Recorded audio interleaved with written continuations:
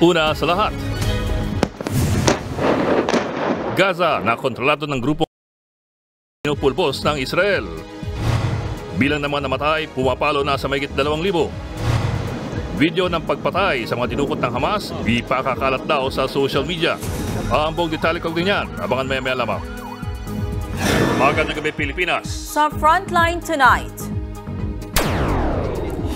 dating Pangulong Rodrigo Duterte, kinausap daw ang anak niyang si VP Sara Duterte kaugnay sa kanyang confidential funds.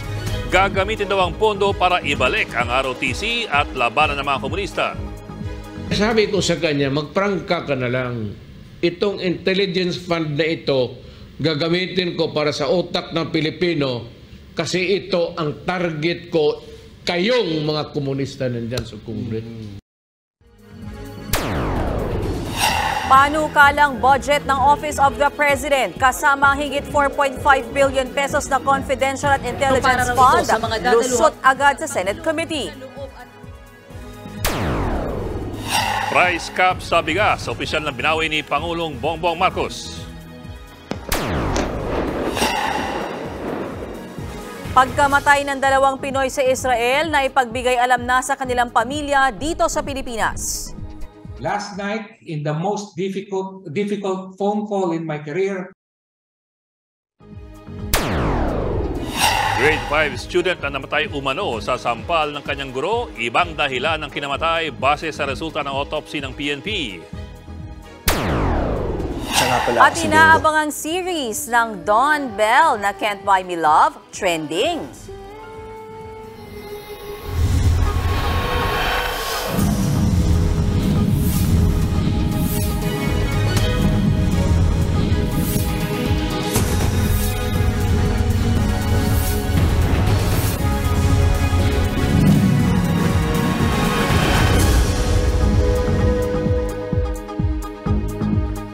Mandatory ROTC daw ang dahilan kaya kailangan ng confidential funds si VP Sara Duterte ayon sa kanyang amang si dating Pangulong Rodrigo Duterte.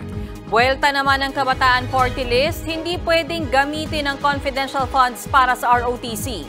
Nasa frontline na balitang yan, Elaine Fulgencio. Mismong si dating Pangulong Rodrigo Duterte nang dumepensa sa kanyang anak na si Vice President at Education Secretary Sara Duterte, kaugnay sa issue ng confidential funds. Sa panayam ng SMNI News sa dating Pangulo, kinausap daw niya si Inday Sara kung saan niya gagamitin ng kontrobersyal na pondo. Binasa ko yung rasyonal. Ang plano niya, unahan ko na lang. So I'm sorry, I have to divulge this because ako naman na yung binigay mo naman sa akin. I just make it public. Gamitin niya ang pera. It's only 125 million. Yeah. Gamitin niya sa mga PMT. Palakasin niya sa high school. Pati ibalik talaga niya yung ROTC. Gagamitin daw ang Confi funds ni VP Sara para sa PMT o Preparatory Military Training at pagbabalik ng mandatory ROTC o Reserve Officers Training Corps. Pwede raw mag-field trip sa kampo ng militar ang mga bata at pahawakin sila ng tangking panggera. Pinayuhan din ng dating Pangulong kanyang anak na diretsuhin na ang mga kumukontrang mambabata sa Kongreso, partikular na si ACT Teachers Party List Representative Franz Castro.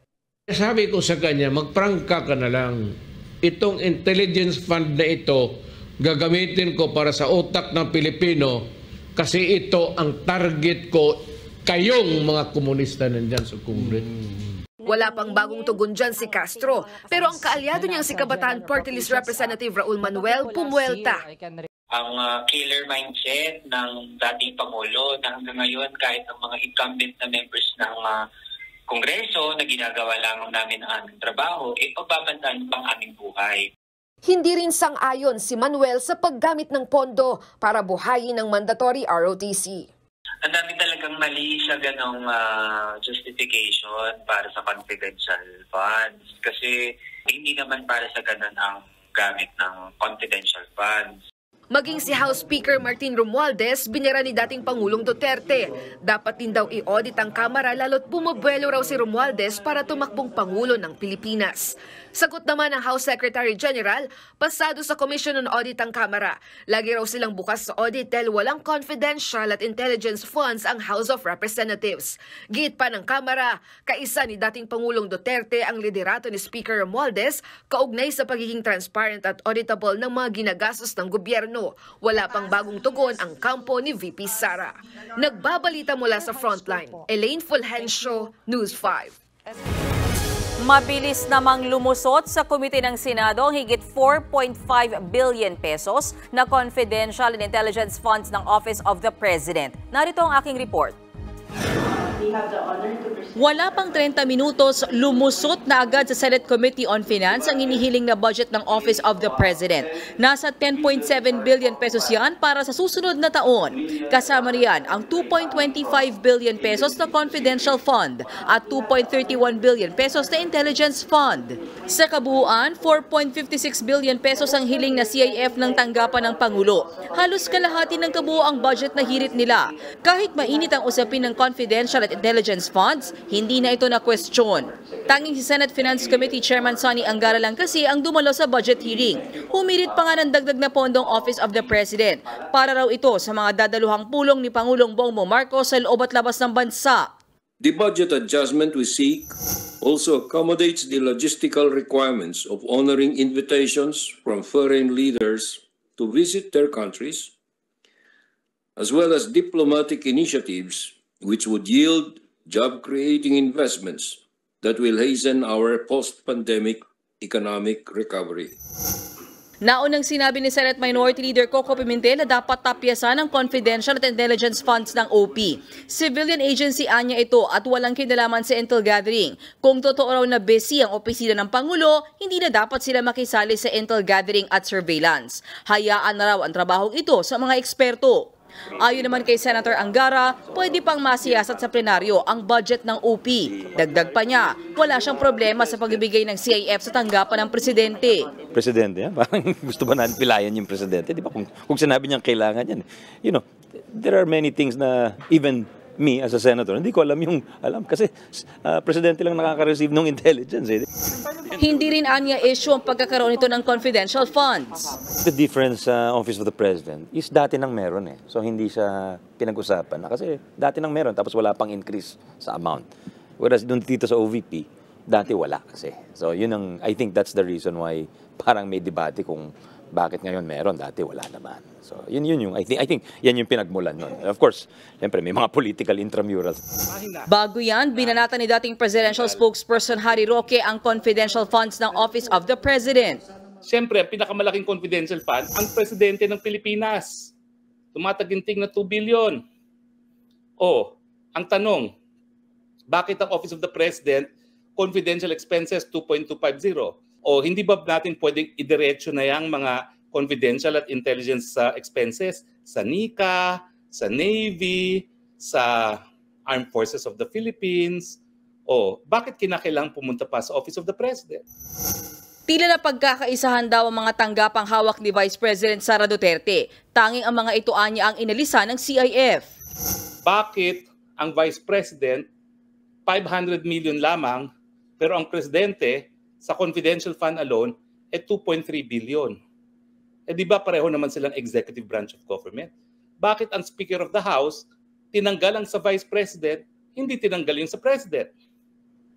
Dahil magpinsan? Wala pang pahayag ang Office of the President at Office of the Vice President at si House Speaker Martin Romualdez sa mga pahayag ni Roque.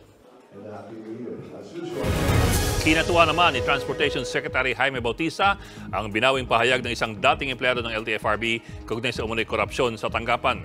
Gayunpaman, tuloy daw ang investigasyon sa aligasyon ng katiwalian. Nasa frontline na balitang yan, Justin Punsalang. Nitong Lunes lang, nang ibulgar ng dating executive assistant ni LTFRB Chief Teofilo Guadis na si Jeffrey Tumbado ang umano'y korupsyon sa ahensya. Sabi pa niya, aabot daw hanggang Malacanang ang sangkot sa ruta for sale at iba pang katiwalian. Kasama niya sa press con ang grupong Manibela. Noong araw ding iyon, sinuspinde ni Pangulong Bongbong Marcos si LTFRB Chief Guadis na itinanggi ang mga paratang. Hanggang sa kanina, biglang binawi ni Tumbado ang kanyang mga naunang pahayag laban sa dati niyang boss. Sa inihain niyang affidavit of recantation, sinabi niyang hindi sadya at naligaw siya sa kanyang mga sinabi sa press con. Resulta raw ito ng bugso ng damdamin, hindi maayos sa pag-iisip at maling desisyon. May mga individual lang din daw na naka-impluwensya sa kanya. Gayunpaman, aminado si Tumbado na may mga isyu sa loob ng ahensya na dapat pa ring imbestigahan. Ang recantation niya raw ay public apology na rin para kina LTFRB Chairman Guadis pati na kay Transportation Secretary Jaime Bautista at sa Office of the President. Ikinatuwa naman ni Secretary Bautista ang pagbawi ng salaysay ng dating tauhan sa LTFRB. Mabuti naman na nagsasabi niya ng totoo, no? Kasi ako personally wala akong kinalaman doon sa mga sinasabi, no? Sa kabila ng pagbawi ni Tumbado, nilinaw ng DOTR na tuloy pa rin ang hiling nito sa NBI na imbestigahan ng mga aligasyon ng katiwalian sa loob ng LTFRB. Pinag-aaralan din ni Bautista ang pagsasampa ng libel laban kay Manibela Chairman Mar Valbuena dahil sa pagdawit sa kanya sa aligasyon. Depensa naman ni Valbuena, hindi naman siya ang nagsiwalat ng umunoy korupsyon. Wala rin daw siyang magagawa sa pagbaligtad ni Tumbado. Kung bawi niya, prerogative na yun. Hindi ko siya pwedeng... Unang-una siya ang lumapit sa akin May mga screenshot na pinadala siya sa akin at hindi naman sa akin babalik yun, ma'am. Sa akin po. Sa kabila ng pagbawi ni Tumbado, kumbinsido pa rin ang Manibela na may korupsyon sa LTFRB. Dumulog din si Valbuena sa PNP para ireklamo ng threat at harassment si Secretary Bautista. Chinat daw kasi siya ng kalihim kaninang umaga para sabihin kakasuhan siya ito. Pakiramdam ko, gusto nilang i-clip yung mouth ko para tumigil na kami rito. Kung ito po yung solusyon ninyo dito sa mga problema ng korupsyon dito sa inyong ahensya, nakakalungkot po. Imbis po na mag-imbestiga tayo, pag-atake po sa aming mga transport leader ang ginagawa natin. Handa raw si Valbuena na harapin ang kaso. Tuloy pa rin daw ang tigil pasada sa Lunes kahit bumrigtad si Tumbado. Nagbabalita mula sa frontline, Justine Punsalang, News 5.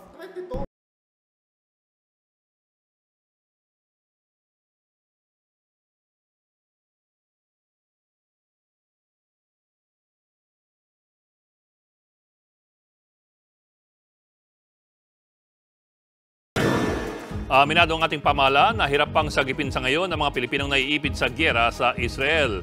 Sa pagtinin ng sigalot, 2 kababayan natin ang kumpirmadong patay. Nasa frontline balitang yan si Reynel Pawit. Ngayong ikalimang araw ng gyera ng puwersa ng Israel at Palestine Militant Group na Hamas, kinumpirma ng Philippine Embassy sa Tel Aviv na 2 kababayan natin ang namatay. Isa sa mga nasawi ang 33 years old na babae na tubong Pangasinan. 6 na taon na siyang caregiver sa Israel. Habang ang ikalawang biktima, isang 42 years old na lalaking tubong Pampanga. Pareho raw silang nasawi sa unang araw pa lang ng gyera. Yung isa po ay habang pinepuwersa ng yung mga terorista yung kanilang pinto. Pagbukas po ng pinto, niratrat po yung mag-amo. Yung isa po ay pinatay pero hindi po namin alam kung anong circumstance. Pero isa po siya dun sa mga natangay ng Hamas sa kasagsagan po ng pananalasa ng mga terorista.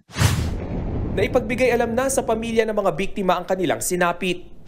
Last night, in the most difficult phone call in my career, I spoke to the wife of one of the victims to inform her of this sad news and to convey our sympathies. I promised her that the embassy will provide all the necessary assistance she needs. Hindi pa naman tiyak kung kailan maiuwi ang mga labi pero ginagawa na raw ito ng paraan. Nagpaabot na rin ang pakikiramay si Pangulong Bongbong Marcos sa mga naulila. Mariin din niyang kinondena ang karahasan sa Israel. Bukod sa 2, may isa pang Pinoy ang napaulat na namatay. Pero kinukumpirma pa ito. Isa naman ang naitalang sugatan at may 3 hinahanap pa rin. Kasama sa 3 na yan si Gelienor Pacheco na dinukot din ng Hamas. Kausap na ng Overseas Workers Welfare Administration ang asawa ni Pacheco. Sana po nasa mabuti po siyang kalagayan. Kasi ilang araw na po hindi ko po alam kung pinapakain po ba siya. Sa pagpapatuloy at pagtindi ng sigalot, hindi pa rin malinaw kung paano makakauwi ang daang-daang Pilipinong stranded sa digmaan. Alert Level 2 ang nakataas sa Israel kaya wala pang mandatory evacuation. Inirekomenda namang itaas na sa Alert Level 3 ang Gaza Strip para magkaroon ng voluntary evacuation. Ngayon pa lang 70 sa halos 140 Pinoy sa Gaza Strip ang gusto nang umuwi sa Pilipinas. Sabi naman ni Philippine Ambassador to Jordan Wilfredo Santos, 2 ruta na ang tinitingnan para sa repatriation efforts. Ang northern part ng Israel at sa southern part nito patungong Egypt ang pinag-aaralang gawing ruta. Yun nga lang, mapanganib pa raw ngayon. That option is not feasible at this time since there are ongoing clashes between Israel and Hamas in that area, and it will not be safe for them for this time, to leave Gaza through that exit point. Ganyan din ang sentimiento ng Department of Migrant Workers. Sila po ay mobilize na po natin in due time. Sila po ay positioned in a way that we could repatriate them. This will be properly coordinated with the Israeli authorities, yung tamang panahon kung kailan makakalipad. Handa na rin daw magpadala ng mga eroplano ang Armed Forces of the Philippines. Nagbabalita mula sa Frontline, Rainiel Pawid, News 5.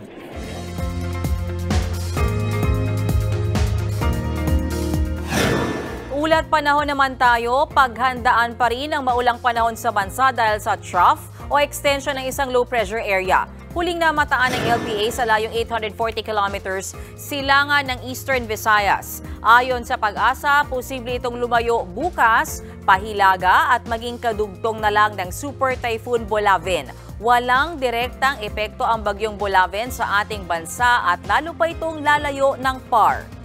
Sa ngayon, ang trough ng LPA ang magpapaulan sa Bicol Region, Mimaropa, Quezon at Visayas. Gayon din sa Zamboanga Peninsula, Northern Mindanao at Caraga Region. May chance ring umulan sa Metro Manila at natitira pang bahagi ng bansa, bunsod naman ng localized thunderstorm. Isang sama ng panahon naman ang posibleng mabuo bukas sa Sulu Sea o West Philippine Sea. Ayon sa Pag-asa, maaari itong magpaulan sa Southern Luzon, Visayas at Western section ng Mindanao. Susunod, estudyante sa Antipolo, hindi raw namatay sa sampal ng kanyang guro base sa autopsy ng PNP.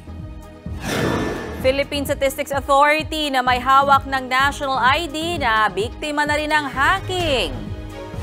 At price cap sa bigas, opisyal na binawi ni Pangulong Bongbong Marcos. Magbabalik pa ang Frontline Tonight.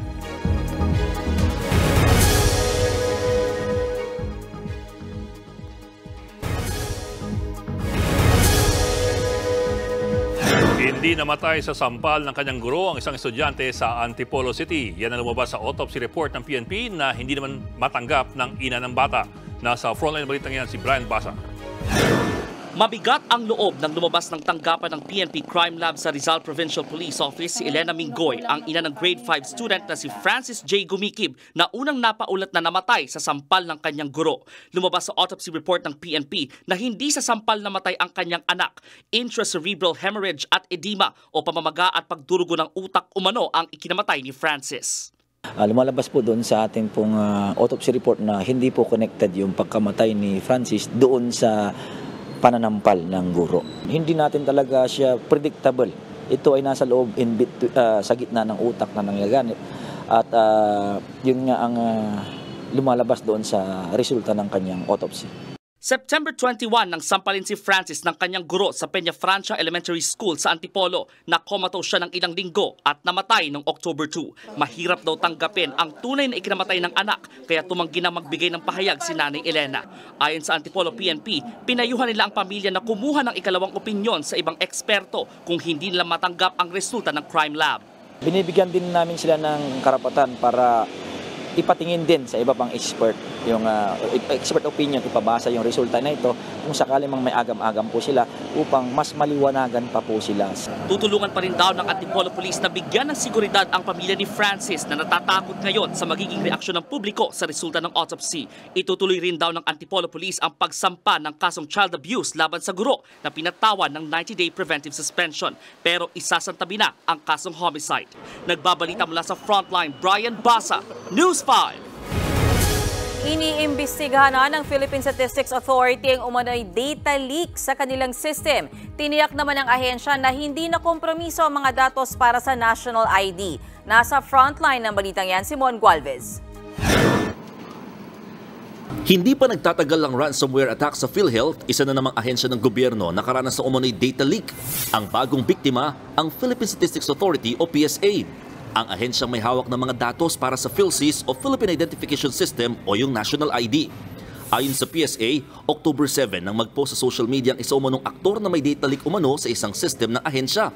Agad daw inactivate ng PSA ang kanilang data breach response team at nagsagawa ng investigasyon.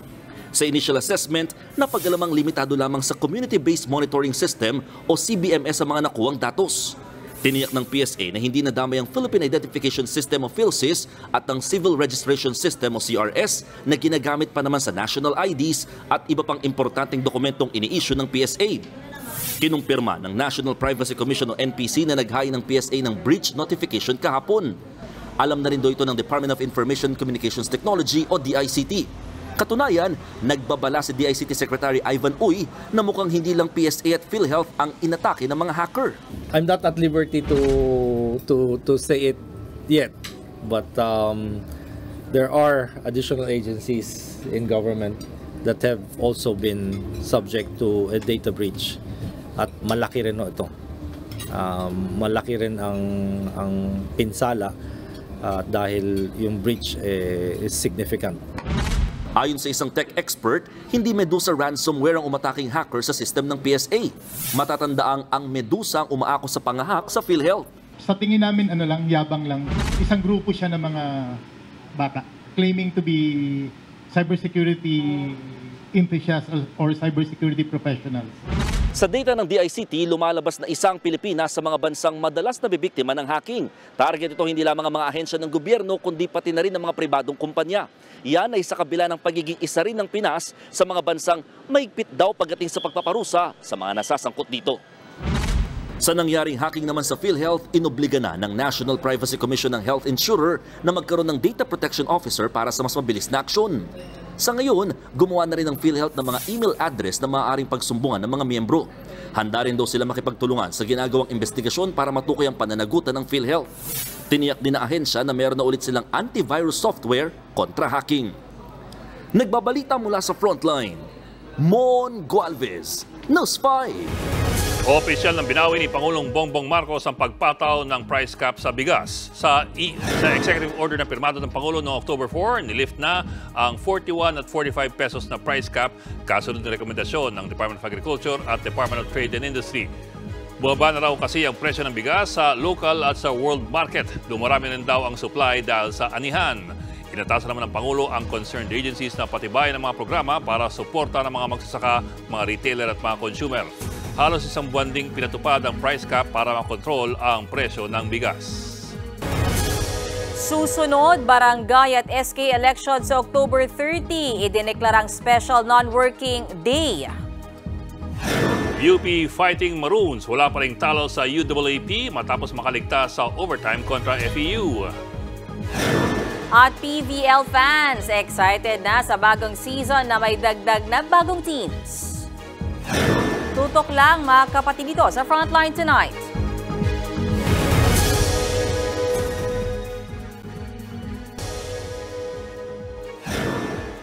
Idineklarang special non-working day ng Malacanang ang barangay at sangguniang kabataan election sa October 30. Ayon sa palasyo, walang pasok sa araw na yan na natapat ng Lunes para mas maraming makaboto.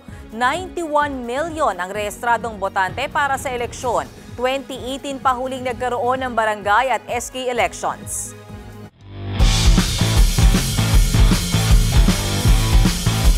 Sports update naman tayo, undefeated pa rin ang UP Fighting Maroons sa UAAP Season 86. Matapos silang talunin kanina ang FEU Tamaraos. First quarter pa lang, umangat na ang Fighting Maroons. Lumaba pa sa 8 points ang kanilang lamang. Sinubukan pang bumawi ng FEU at pinahirapan ng UP sa second at third quarter. Pero nakahanap pa rin ng paraan ang Fighting Maroons para manalo sa overtime. Ang final score, 80-76. Top score si Janjan Felicilda na nakapagtala ng 17 points. Nagabag din ng 11 points and 20 rebounds si Malik Diouf. 4-0 na ang UP at sa Sabado na ang sunod nilang laro kontra USC Growling Tigers. Mapapanood ang UAAP sa One Sports. Excited na mga volleyball fans sa PVL All-Filipino Conference. May mga bagong komponenting dapat abangan. Nasa frontline na balitang yan si Marty Bautista. Magbabalik na ang inaabangang volleyball action sa bigger and better Premier Volleyball League All-Filipino Conference. Malaking adjustment naman para sa defending champions Creamline Cool Smashers ang pagkawala ni star setter Gia Morado de Guzman. Naglalaro na si Gia sa Japan, kaya ang setter position sa Creamline ay nasa kamay na ni Kyle Negrito. If you're gonna ask me how different the setting style, so much different from each other. But the system-wise, if we really stick to the system, syempre same din yung kakalabasan and result nun for our team. Handa na ring sumabak sa All-Filipino Conference ang Choco Mucho Flying Titans. Para kay Team Captain Bea De Leon, magiging advantage daw ang mga natutunan nila sa VTV Cup International Women's Volleyball Tournament sa Vietnam.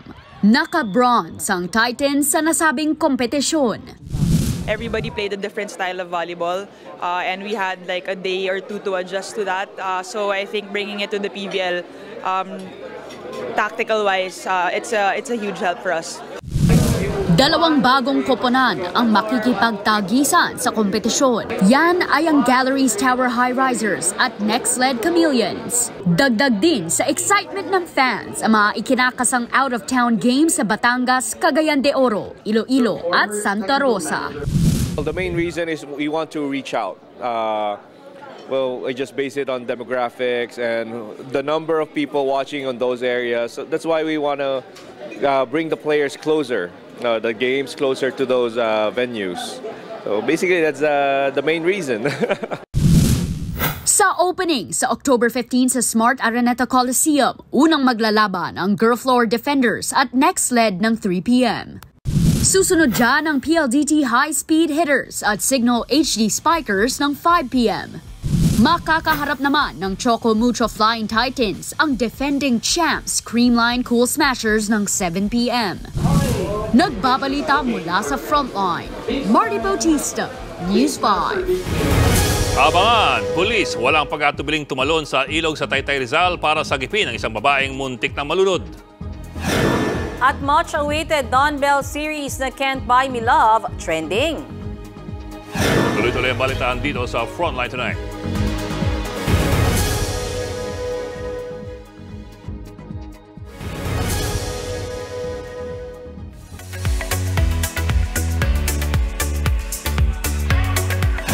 Showbiz Tonight na tayo. Girl power ang kinilala sa People Asia. At from girl power to power couple, hot topic online ang much-awaited series ng Don Bell na Can't Buy Me Love. Narito ang report. 100,000 malinis. Pag mata lang kailangan. Sigurado ba yan? Basta pag may 200 ka, may mata ka. 2 days to go na lang! Mapapanood na sa Netflix ang much-anticipated series na Can't Buy Me Love. Kaya naman ngayon pa lang, trending na agad ang series online ni Donnie Pangilinan at Bel Mariano. Big project ito ng Don Bell, lalo ito ang kanilang first ever primetime series. Gagampanan ni Bel ang mayamang Chennai character na si Caroline. Habang si Donnie naman ang gaganap sa poging Divisoria boy na si Bingo. Mapapanood na sa Biyernes ang Can't Buy Me Love sa Netflix. At ang good news, ipapalabas din yan dito sa TV5 simula October 16, 8:45 p.m. Kinilala naman ang husay ng mga babae sa iba't ibang larangan sa prestigious Women of Style and Substance ng People Asia magazine ngayong taon. Kabilang dyan si volleyball star Eliza Valdez at Miss Universe Philippines 2023 Michelle D. Thank you so much for recognizing women in sports. And may we continue to inspire, influence, and empower younger generation of women. This recognition is not just a testament to my journey, but it's also a reflection of the grace, the resilience, and the fighting spirit that every woman has. Kasama rin sa mga winners sina Golden Globe nominee Dolly De Leon at megastar Sharon Cuneta. Gayon din si Signal TV and MediaQuest CEO at President Jane Jimenez Basas. I am truly honored and humbled, and this award is a testament to the power of style and substance in the impact they can have on the world. When we talk about style, it's not just about the clothes we wear or the way we present ourselves. It's about the grace with which we navigate the complexities of life. Women empowerment din ang pinatunayan ni Frontline Pilipinas anchor Cheryl Cosim. Kinilala naman siya bilang outstanding broadcaster ng Public Attorney's Office. Ayon sa PAO, iginawad kay Cheryl ang pagkilala dahil sa husay at galing niya sa larangan ng pagbabalita. Ang mga ganito pong parangal ay napakahalaga po sa amin na nabibigyang pagkilala ang amin pong ginagawa sa aming trabaho.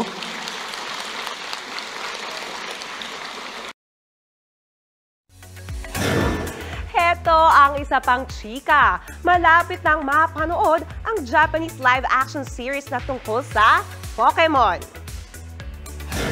Yan ang Poketsume. Tungkol ito sa hit video game series na Pokemon Red and Green. Sa inilabas na first trailer, ipinasilip ang bidang si Madoka Agaki, played by Japanese idol and actress na Nase Nishino. Si Madoka ay isang babaeng fresh grad na magbabago ang buhay dahil sa Pokemon game. Ito ang kauna-unahang binansagang live-action series ng Pokemon. Coming soon yan sa Japan sa October 19. At yan ang latest and hottest sa showbiz tonight. Ako si Jania Lepon. Happy Wednesday mga kapatid!